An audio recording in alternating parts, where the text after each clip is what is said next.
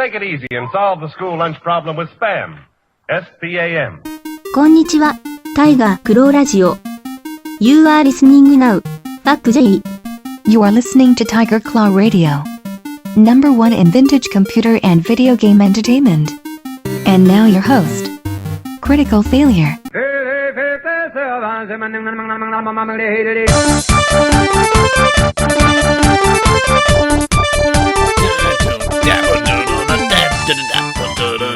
Hey, what's going on, everybody? You guys are listening to Tiger Claw Radio. Is this 199? Jeez Louise. Episode 199. Are you out of your mind? Which I believe was the slogan for like a cheeseburger 25 years ago or something. This week I have some really good music that I've been actually pretty excited to go over. This is a new release from the Pterodactyl Squad, and the artist is called Cetra, and I believe the album is called 3, the Mossy album, and it's extremely gimmicky, and I didn't know what to think of it at first.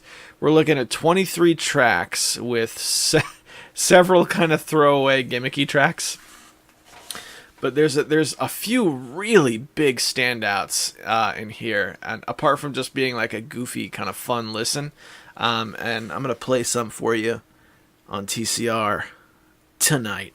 Again, this is a free album. You can head over to the Pterodactyl Squad, check out their releases, and get the Mossy album from Cetra. The guy didn't put his name on the album cover, so when I'm flipping through the tracks, I don't see it there.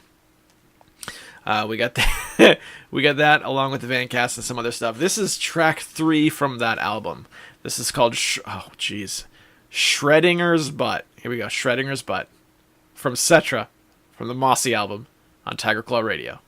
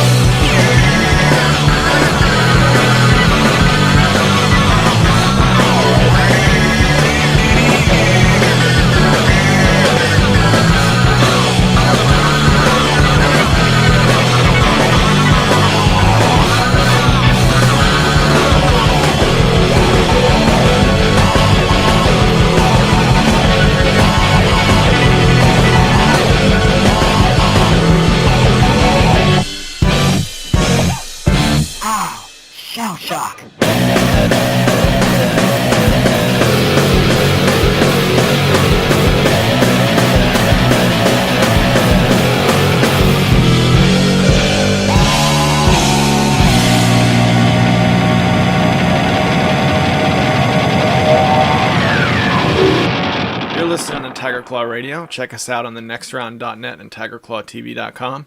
There's also hundreds of hours of old episodes on the archive. Let's go over to the Vancast and listen to some, I guess, more of me talking. Oh boy. Alright. This is the part where I try and pull safely out of my house so I can drive to work. Give me a second here.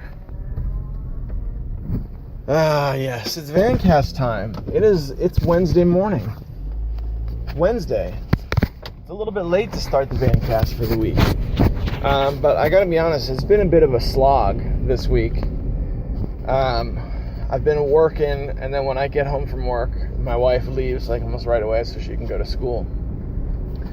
On top of that, we just built like a bunk bed for my son. Imagine like a bunk bed, but there's no bottom bunk, so it's like it's like a loft bed. So he has a desk underneath, which is pretty dope.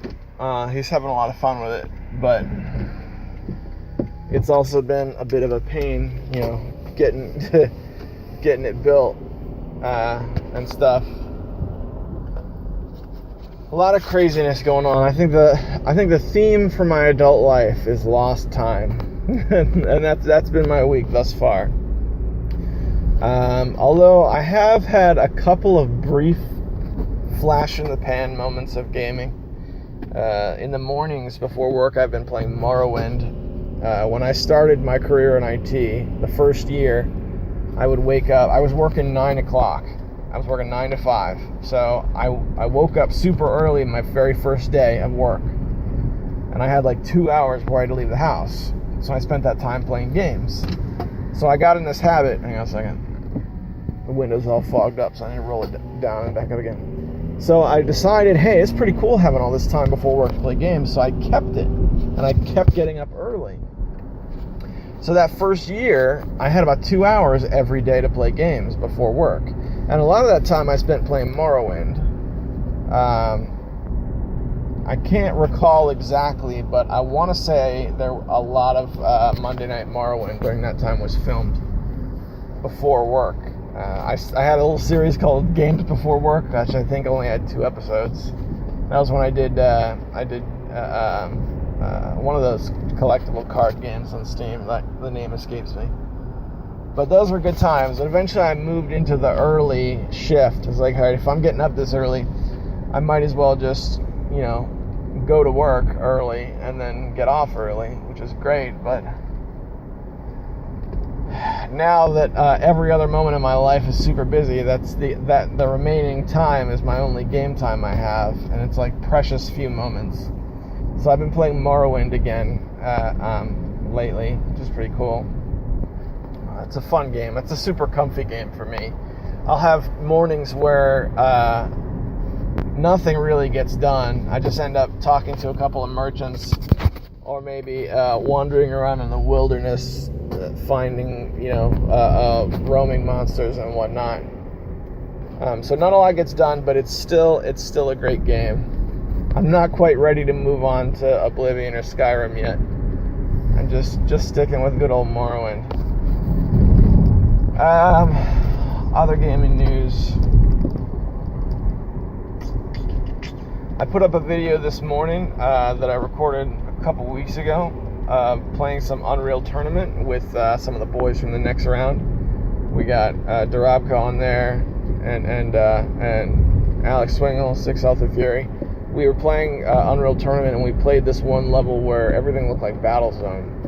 Right? There's a custom level where the whole map was like a big black plane, like Battlezone, and had some geometric shapes with bright green laser vertices and outlines.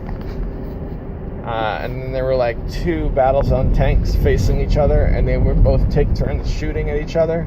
And instead of bullets, because it was Unreal Tournament, they would shoot Redeemer shots. So that was like a funny gimmick, because like out of nowhere there'd be like a Redeemer explosion, and so you had to keep your distance. It was a fun time. As far as the video goes, it's a mid-tier video. It's just quick play. I think it's like an 8-minute long Let's Play of Unreal Tournament. But especially now with all the lost time and gaming being a little bit here and a little bit there, that is going down in the books for me as like a classic of the modern Tiger Claw TV era, just because when I filmed it, it was so much fun. And to be honest, I wish I could be doing that right now. Just playing some Unreal Tournament with the boys. I wish that I could go to work and then at work think, when I get home, I'm going to play Unreal Tournament, because right now I can't even do that. It's just buried under tons and tons of work. I'm looking outside right now, and I can see that summer is waning, and I'm happy about that. The fall is my favorite time of year. It's always been that way. Even especially when I was like young and I worked outside. I remember taking the bus home, and there being like that breeze, or it's not freezing yet, but it's the temperature has started to drop a little bit. So you'll go outside and it'll be like 65 degrees or something. The leaves will be falling. You got a windbreaker on. That's the best. It really is. So I'm leaving so early for work now. I can see it's not fully bright out anymore. And soon it'll be pitch dark when I leave. That's what I like. I like the nice, dark, early, quiet mornings. That's really what I like. Summertime, I'm leaving the house and it's early, but it's still like super hot out, and yeah, the sun's out, but the temperature is so high and it's just feeling miserable. It's been a really hot summer, so looking forward to the fall coming in. Here on Tiger Claw Radio, that means the Monster Cast. I now have bits recorded from Retro Kaiser, as well as Jerry Terrifying. I wrote a couple emails trying to set up some more recordings in the near future, including a couple of surprises. So we'll see how that pans out. So in the meantime, it's really just a matter of keeping my head above water with my daily routine, and playing a video game here or there when I can. The past 3 or 4 episodes have really been focused on an intense effort to get back into console games. I kind of drudged up some Super Nintendo memories in the last episode, and then several weeks before that I was talking about collecting Famicom equipment. Well, this past week thus far, I haven't really touched any of that stuff. With the failure of my Famicom adapter, I now have this beautiful plastic box of several Famicom games. We're looking at like maybe 15 or 20 cartridges, and I've even got more coming in the mail that I can't play, and that was pretty tough to take. I'm not sure how I'm going to deal with that.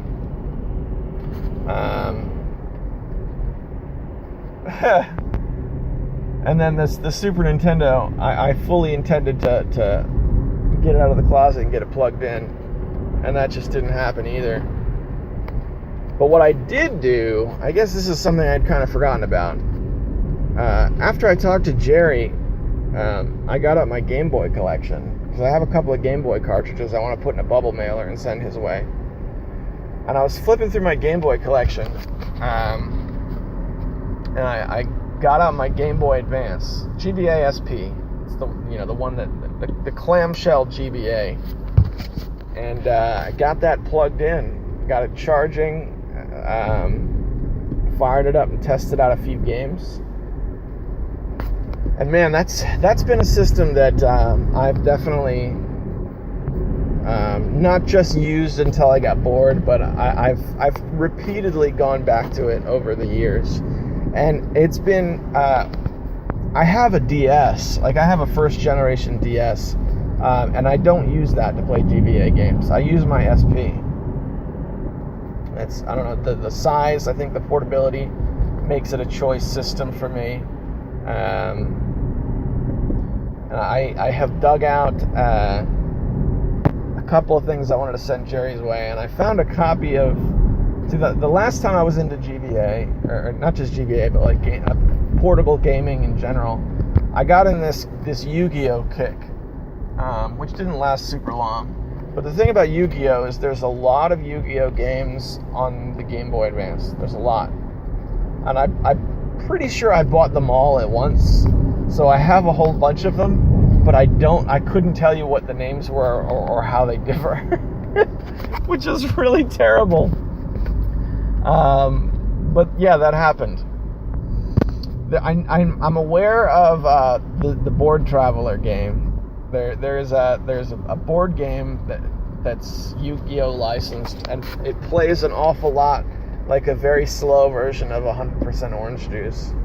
That's a great game, but there's also like 3 different games where you're just maintaining a Yu-Gi-Oh! Deck and playing the traditional Yu-Gi-Oh! Card game, and collecting booster packs and things like that. A lot of like little visual novel cutscenes so that they can set up opponents as real people. Thought it might be cool to get one of those out again. But I got as far as digging them all out and making sure they were all there. I also have... there was one Yu-Gi-Oh! Game that came out on the Game Boy Color called Dark Stories? Dark Tale Stories or Dark Stories or something like that. There was one, but somewhere along the line, I can't remember if I ordered this off of eBay. I think that might have been the case.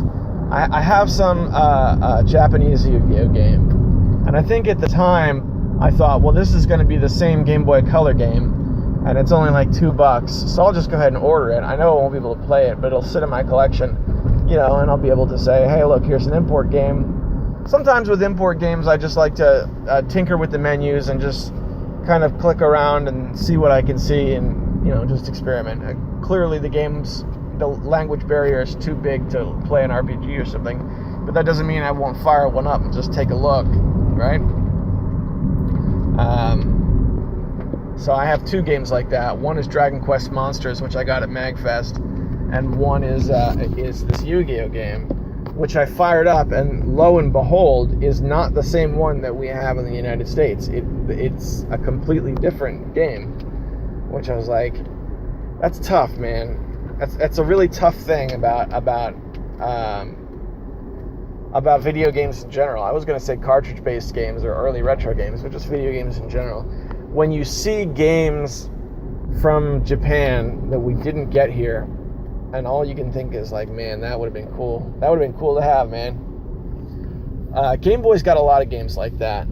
Apparently, this other Yu-Gi-Oh! Game, which I know we don't have because it's a gray cartridge, right? You know how the Game Boy had those gray cartridges in the first generation, and then when we moved to Game Boy Color, then it sort of got weird. This is a gray cartridge Yu-Gi-Oh! Game. And being a fan of the Wizardry series, there's a lot of Wizardry games on the Game Boy, and none of them are English.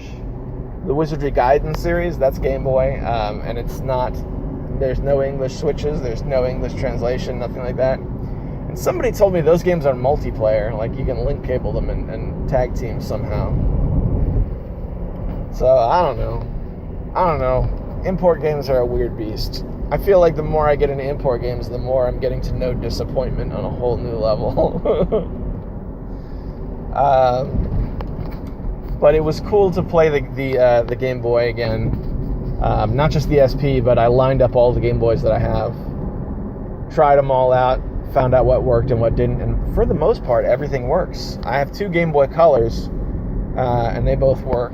I've got this purple one, and then I also have like the ice blue translucent purple one. I've got an old brick Game Boy, which is still running strong, and then I've got the SP, and then I've got the first model DS. The one thing I've noticed that's starting to give is, of all things, my Wonder Swan. I've got a first generation Wonder Swan. I think there were 3 models of that system. There was like the Wonder Swan Color, and then the Wonder Swan Crystal, which was basically just a color that had a backlit screen. Well, I have a first generation, and the middle of the screen, you can see it starting to darken around the middle. It'll still fire up, and you can still see the game, and it's still playable. But it looks like it's starting to go, man. Yeah, I don't know. I haven't bought anything for that Wonder Swan since I got it. I remember back in like 2011 being like, I really want to get a WonderSwan, and I saved up some money and I ordered one, and I waited for like a month for it to show up in the mail, and it was like my first real modern import experience was that WonderSwan. I bought the system, and then I bought games like 2 weeks later. So the system showed up, and then it was like a month plus 2 weeks before the games showed up. And I only ever bought games once. I bought a lot of 3. And the ones I bought were a pachinko sim. I bought a Family Stadium, which I guess is also called Famista. It's like a baseball game. Have you ever played Bases Loaded on the NES? It's basically like Bases Loaded had a whole series around it. And I bought a WonderSwan version of that game. Pachinko, that, and what was the third one? Gunpei, which is like a weird like top-down puzzle game, which plays on the WonderSwan in Tate mode. So those are 3, I mean, for better or for worse, not great games, but all like really playable games on the WonderSwan, which was pretty neat. I had a good time with it. I kept telling myself I was going to order a couple more games, but it just never happened. I wish I could remember how much I paid for those.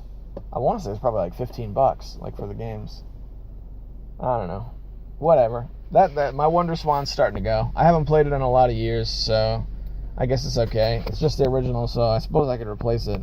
Although I seem to remember the price of those systems having gone up. When I ordered that, my son was 2, and I used to just let him play with it, because my system was about $15 as well. I remember the system price very well. And I used to just let my son play with it because, A, it was a cartridge-based system, and thus I figured it was a little bit more durable than some of the more modern portable systems. Like, say, more durable than a smartphone. I just let him play with it. You know, hey, if it breaks, it's fine. I'll just order another one. He's a kid. Let him be a kid. So because that happened, I imagine it took a little bit more abuse than one that would just be held onto by a collector. Oh, wow. Yeah, I've been rambling pretty hard. Well, I guess we'll call that it. Well, I don't know. I watched some VidMe last night. VidMe is a lot of fun. I like VidMe because it has become the sanctuary for when YouTube's shenanigans are just too much. There's a popular channel on YouTube called I Hate Everything, and this guy does a lot of YouTube like commentary of low budget movies, and as such he's become the target of like DMCA takedowns and that sort of thing. And his latest video had that happen. It was about a movie, and then the people who own the rights to the movie came after him and had like a manual takedown notice. So his video went down. So while it was down, and this all happened yesterday, so it might still be down at this point. While it was down, he just uploaded it on VidMe. He was like, all right, while YouTube is sorting this out, you can watch it on some other service, which I love because that means Google is actually losing the traffic for their poor policies and their lack of support for content producers. So I like that about VidMe. That got me to dust off my VidMe account and play with it a little bit, which is cool. Oh yeah, something else I wanted to talk about while we're on the subject of VidMe. I had an episode of TCR, not last week, but the week before, which got marked as containing copyrighted material. Now, I don't know where that could have came from. Best guess is probably the chiptunes in it. One of the chiptunes probably the artist had released it somewhere else and then released it on chipmusic.org or something. I don't know. I stopped keeping track of all that. It's still readily available, but YouTube was like, yeah, we're putting ads on it. The ads are locked, and it's nothing I'm getting any sort of revenue from. My channel's been ad-free for more than a year now, probably going on 2 years. So, I mean, it's a little distressing. I'm leaving it available on YouTube, but because in light of this happening, I think it's worth mentioning that YouTube is not the only place that TCR is published. I maintain a Podomatic account, which usually has the last 4 or 5 episodes, and those roll when the new one comes out, the oldest gets deleted. But that enables you to get a subscription. I mean, I believe that's what feeds into iTunes. If you look me up on iTunes, you're essentially seeing the Podomatic account. In addition to that, I've also got, I have a listing on archive.org, which I've been maintaining for many years now, which has the entire surviving archive. With the exception of a couple episodes that got lost somehow, every surviving recording is uploaded on that, all the way up till last week's episode. So literally hundreds of hours of TCR. So if YouTube ever gets too squirrely, or if you try and click into a video and it's just not working, check out the links in the description. Those are links that I never forget to put on when it comes to TCR. So I've got your back. You can get your daily dosage. Since we're now supported by Patreon, I took those steps to make sure that my obligation is met and the podcast is delivered. I think a couple of years ago, if an episode got taken down, it'd be just like, well, we lost an episode. I make one every week. It's not such a big deal. And I guess, to be honest, it really isn't. It's just that, hey man, I don't like being messed with. And if YouTube decides to pull the rug out from under me, which it looks like they have in a great many instances, I don't really have any tools to fight back. So the best thing I can do is diversify. The downside is it gets harder to monitor my traffic, because now the few people who listen are split up between like 4 different sources. So it takes about 6 or 7 minutes to visit them all and add up the numbers. It's like, all right, so the last episode had this amount on YouTube and VidMe and Podomatic, and then I'll never know how many people listen on the archive or on Patreon. So I don't know. Now I'm truly rambling. I'm getting ready for my day's work, and I kind of don't want that to be the case, but oh well, such is life. Alright, let's go back to the nice, comfortable Panzer Studio. Returning again to Panzer Studios, where it's nice and comfortable. It's Friday night. I'm back, feeling better. I want to take a few minutes just to set aside to thank the patrons over at Patreon. This is a Patreon-sponsored show, and these guys have stepped forward and decided to contribute some to help keep TCR coming back every week. And they are Hemrock, James, Sendu, Tecmo Balls, Darabka, 6 Health of Fury, and the Cartridge Brothers. Now, I do not give these gentlemen nearly as much as they deserve. I wish I could give them more perks than I do. However, the one small perk I can offer is as soon as the recording happens, the podcast goes up just a little bit early for these guys. So it's Friday night. I'll have this done tonight. When these guys wake up in the morning, they'll have it already. Everybody else, Monday is the old release day. That's the standby. This is a free show. You don't need any money to come hang out with us. Join us Monday when it comes out. So those are the patrons over at Patreon. Thanks, guys, and I hope you stay with me. Let's move on. I want to play, typically when I do the Vancast, I play a track here and a track there, but I'm really interested in, there's a couple more songs from this Mossy album I want to play. One that, they did a cover of the Bubble Bobble song, and I hated this the first time I heard it, but it ended up being the go-to track on the album for me. Very kind of, I don't know, I flip-flopped. I've been debating on whether I wanted to play it on the show, but I thought I would let you guys decide. So this is a question of the week for anybody who cares about music at all. Really listen to what I'm about to play, and I want to hear your thoughts.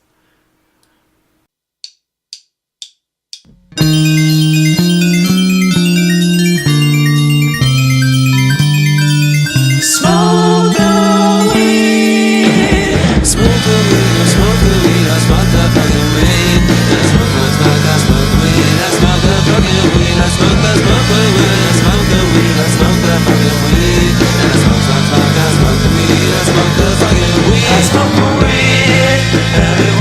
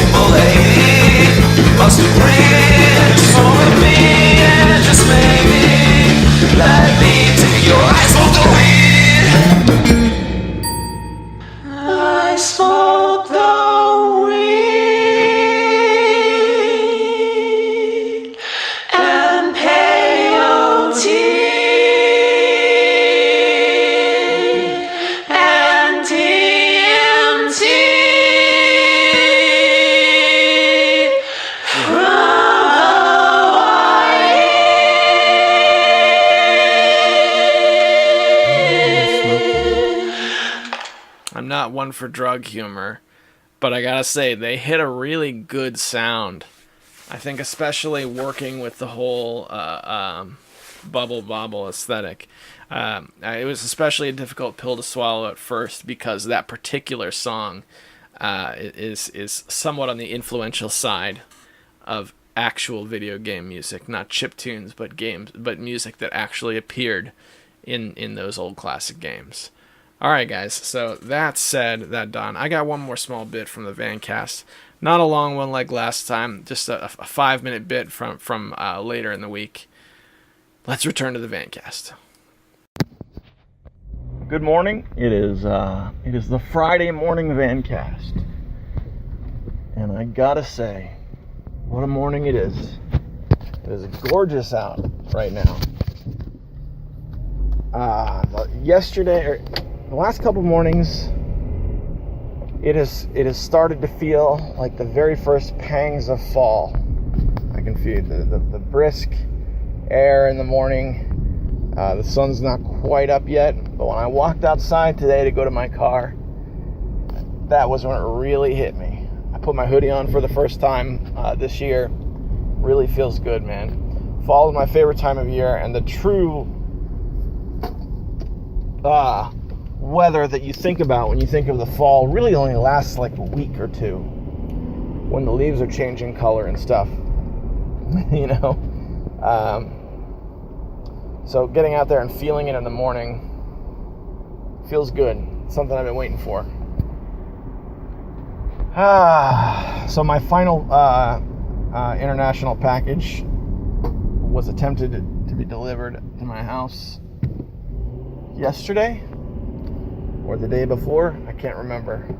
The days are starting to blur together because of work. Well, I got to go down to the post office and pick it up in the afternoon, but I believe it's my final package of Famicom games. In that package are 2 Neketsu games. I believe it's World Cup Soccer as we know it on the American NES, and Super Dodgeball, or one of the dodgeball games that Technos Japan made. On the Famicom, those 2 make up some of the lesser expensive Neketsu games. Those 2, along with a game called Spartan X, which we know in the United States as Kung Fu on the Nintendo. I ordered those 3, I think the day of or the day before my adapter showed up in the mail and turned out to not work. So this will be my final package of Famicom games, and hopefully, September's a really tough time at work, so I have decided I'm going to treat myself to something nice when it's over. Give me something to look forward to. So I think that's when I'm going to pull the trigger on a Famicom, and I'm just going to go with the top loading model, because even with the solid, valid reasons why I shouldn't, or why I should go with the twin instead, I'm going to go with the top loader because it's the one I want.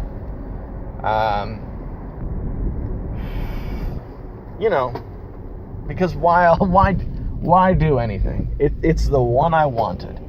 Even if I get it and it turns out to be a disaster, it's something I've wanted to own for more than 10 years. Now the price has gone down, and I'm sitting on enough allowance that I can buy one and not affect, my budget. My children will still be able to eat. We'll still have a place to live. Everything will be copacetic. So I think the time is now. Well, the time will be at the end of September anyway. I'm in this weird place now where, since I don't have any time, I've ordered some new things with my slim play money budget, mostly records right now, and they show up in the mail and I don't have time to play them, and that's really that really takes its toll. That gets tough, but hopefully in October that will change. So just a few words of encouragement. When things get too busy, when you get when you feel like there's no way you can come up for air, keep fighting, because that's what I'm doing right now. I'm on my way to work. The sky looks like it's on fire right now. The sky is like a bright orange. Kind of like, I don't know, not even orange, like pink. It's pretty sweet. Just the perfect mixture of the early morning dawn sun and massive pollution.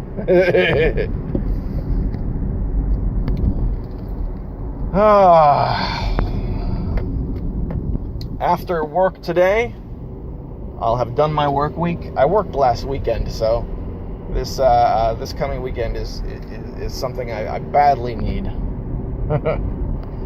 Hopefully I'll be able to play some games. I put up a video of Unreal Tournament footage I'd been sitting on for a couple of weeks, and editing that, the mild editing that I put into it, made me miss that night. So I think I would like to play some Unreal Tournament with my friends again if I can arrange such a thing. But all right, that's it. I think that's all I got for Friday morning.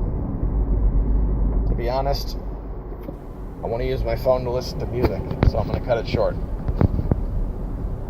All right, boys and girls, it's time for the Vancast. This is the part of the show where we can interact with each other. If you got a question or comment you want read on the air, head over to TigerClawTV.com or thenextround.net. Leave a comment. Primarily, they happen in the YouTube comments, but it's the rule goes anywhere that you can download the show from, you can leave a comment. I also maintain a traditional email address, tigerclawradio@yahoo.com, and now that I have installed Thunderbird Mail, I'm using this much more. So, hang on a second. Yeah, so Thunderbird Mail is a great program, so I can actually frequently check tigerclawradio@yahoo.com. Nothing new there, so let's head over to YouTube, where the majority of the comments come in. We got a few this week. First from Death Adder, who writes, the Saved by the Bell opening graphics being used to describe the progression of future technology might be the greatest thing I've ever heard in my entire life. I'm going to channel the gaming beast here, but if there were a Saved by the Bell fighting game called Streets by the Bell, which was free to play and functionally the most technical and greatest fighting game of all time that everyone is playing in EVO, who would you main as? Zack Slater, Screech, Kelly, Lisa, Jesse, or unlockable Mr. Belding. Keep in mind that Zack's time slowdown maneuver and Belding's Raging Demon Madness have both been nerfed recently. That's pretty funny. Death Adder, my boy, I would go with Screech, because I think Dustin Diamond is really funny. Yeah, man, I was watching Saved by the Bell when my older brother explained super cartridges. And the thing that excited me about them is, man, these games are going to talk. There's going to be sound, there's going to be talking in those games. Big time stuff, man. Alright, Saga writes, sucks about the Famicom converter. Sounds to me like you just got a dodgy one. Personal suggestion would be to hold off until MagFest and buy a Honeybee. I'm sure someone will have one. Those are pretty much the best converters you can get, and the online prices are somewhat inflated. I can't blame you if you don't want to wait that long, though. Namco was just Namco's way of differentiating between their arcade and home console divisions back then. And yeah, the import game, that import game was Super Valis Akaki Tsuki no Otome, which was actually released over here just as Super Valis 4. Not the same without the cool Lasersoft intro at the beginning, though. Yeah, I dig the Valis games. I dig those. The only one I actually own, though, is the Chibi Valis game that came out for the Sega Genesis, and the name escapes me off the top of my head. And the only reason why I own that is because dear friend of the show, Triverse, Carl, formerly of Scenic 7 PR, Gaming on Batteries, that guy, he just up and sent it to me with some other stuff one day. It was the coolest thing, and I still, to this day, I have it in my collection. As far as playing on a Famicom goes, playing my Famicom games, I went to the mailbox after the mailbox. Oh wow, I'm having a hard time talking. I went to the post office after work today, and I got a package of my final Famicom games. So I have them all now. I believe the ones that were in there. I'd have to look back at my eBay order to see exactly. But the two Niketsu games, I believe, were Crash and the Boys Street Challenge and Dodgeball. And then also Spartan X, which is Kung Fu over here. I have those 3 games now, and opening them up, the magic was gone because I knew the converter didn't work. So I'm going to want to get something. But I've gone over this 100 times. I think I'm just going to finish my September. I'll get the system. We'll reconvene after that, because I've told this story several times over the last couple of weeks. I'll get it done. I want to have one. I think I might get a Honeybee anyway, actually, now that we're on the subject again, because I want to get the Famicom, but I don't always have all my systems hooked up at once, so I might run into a situation where just the Nintendo's hooked up, but at the same time I want to play some of the Famicom games. I don't know. I think it'd be cool to have one. Dumaze writes, you basically cannot talk to anyone with Wii U multiplayer, which is a shame because the netcode is great. Smash and Mario Kart and Splatoon are amazing. Yeah, I hear Splatoon is really good. I've never played it. Not only have I not played it, I have not actually looked up footage of the game and figured out what it is, but I've heard people rave about it. It's supposed to be really good. So that's kind of a bummer that you can't talk to people, especially since it seemed like they perfected that on the DS. I remember talking to Jerry Terrifying on the DS, and Sendu as well, back playing Pokemon Soul Silver for quite a bit, actually. So it's kind of shocking that Wii U had issues like that. But, what are you going to do?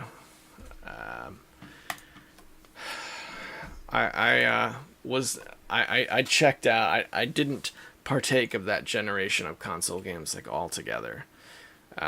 So, hopefully when I dive back in and get a console again, whenever that may be, they'll have they'll have those sorts of things sorted out, or B, I'll be going for a console that doesn't have any of those kinds of features, like the new Atari console or something. Although, to be fair, we don't really know anything about that. So as far as we know, it could be the new Atari console could be totally modern. I don't know. That seems unlikely, but it's possible. I think that is all the comments, and it's a little bit early, but I'm really exhausted, and I want to make sure this gets out.